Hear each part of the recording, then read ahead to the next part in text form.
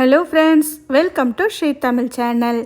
ஹோட்டல்களில் சப்பாத்தி, பரோட்டா, பூரி, ஆப்பம், இடியாப்பத்துக்கு கொடுக்குற வெள்ளை குருமா ரொம்ப மைல்டாக சாப்பிட்றதுக்கே ரொம்பவே நல்லாயிருக்கும். அதிக மசாலா பொருட்கள் இல்லாமல் அதே நேரத்தில் நல்ல டேஸ்ட்டாக ஹோட்டல் ஸ்டைல் வெள்ளை குருமா எப்படி பண்ணலான்னு இன்றைக்கி நாம் பார்க்கலாம். முதல்ல அரை கப் அளவுக்கு துருவிய தேங்காயோட ப்ரௌன் பகுதி இல்லாமல் வெள்ளை பகுதி மட்டும் துருவி சேர்த்துக்கங்க. கூடவே 1 ஸ்பூன் அளவுக்கு பொட்டுக்கடலை, ஒரு 5 பச்சை மிளகாய். காரம் இந்த பச்சை மிளகாய் மட்டும்தான், அதனால் அதுக்கேற்ற மாதிரி சேர்த்துக்கங்க. ஒரு சின்ன துண்டு அளவுக்கு இஞ்சியை நறுக்கி சேர்த்துருக்கேன்.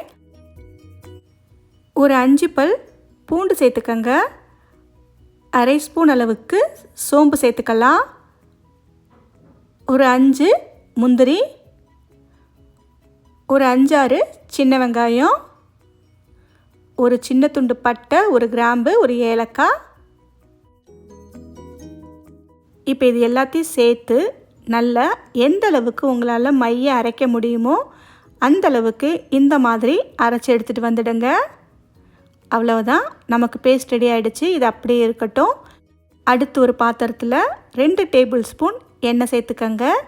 இந்த எண்ணெய் லேசாக சூடானதும் ஒரு துண்டு பட்டை, ஒரு கிராம்பு, ஒரு ஏலக்காய் மட்டும் சேர்த்துக்கங்க. ஒரு 1/4 ஸ்பூன் சோம்பு சேர்த்து தாளிச்சுக்கலாம். அடுத்து ஒரு பெரிய வெங்காயத்தை நல்லா பொடியாக நறுக்கி சேர்த்துக்கங்க. இது கூடவே கொஞ்சமாக கருவேப்பிலையும் சேர்த்துக்கலாம். இந்த குருமாவுக்கு நாம் தக்காளியெலாம் சேர்க்க போகிறதில்ல.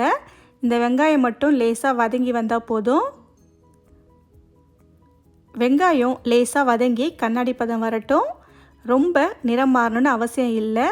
வெங்காயம் வதங்கி வந்ததும் ஒரு 1/4 கப் அளவுக்கு பொடியாய் நறுக்கிய பீன்ஸ், இன்னும் ஒரு 1/4 கப் அளவுக்கு பொடியாய் நறுக்கிய கேரட், இன்னும் ஒரு 1/4 கப் அளவுக்கு பச்சை பட்டாணி, காஞ்ச பட்டாணியாக இருந்தால் ஊற வச்சு சேர்த்துக்கங்க.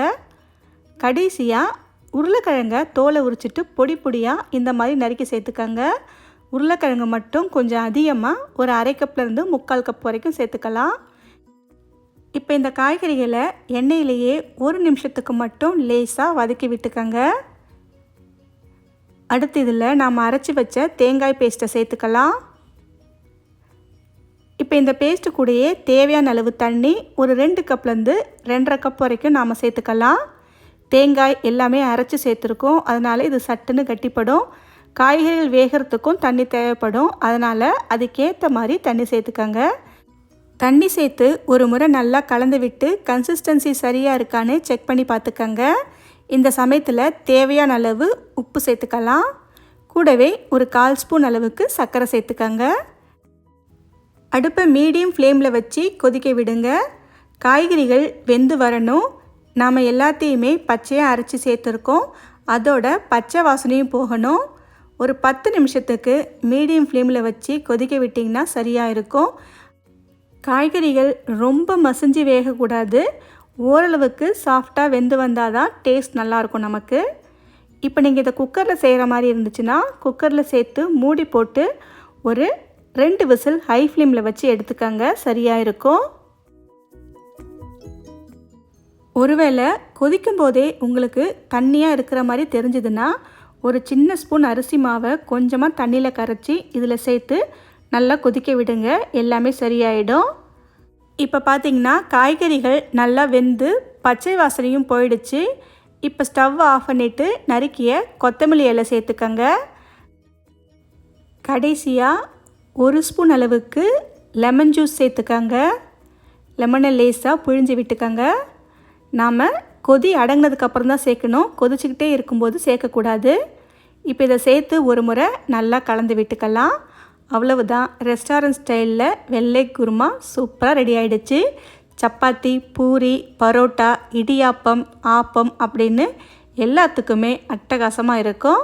ஓகே ஃப்ரெண்ட்ஸ், இந்த ரெசிப்பியை உங்கள் வீட்டில் ஒரு முறை ட்ரை பண்ணி பார்த்துட்டு எப்படி இருக்குன்னு சொல்லுங்கள். இந்த ரெசிபி உங்களுக்கு பிடிச்சிருந்தால் லைக் பண்ணுங்கள், ஷேர் பண்ணுங்கள். ஸ்ரீ தமிழ் சேனலுக்கு சப்ஸ்கிரைப் பண்ணுங்கள். தேங்க்ஸ் ஃபார் வாட்சிங்.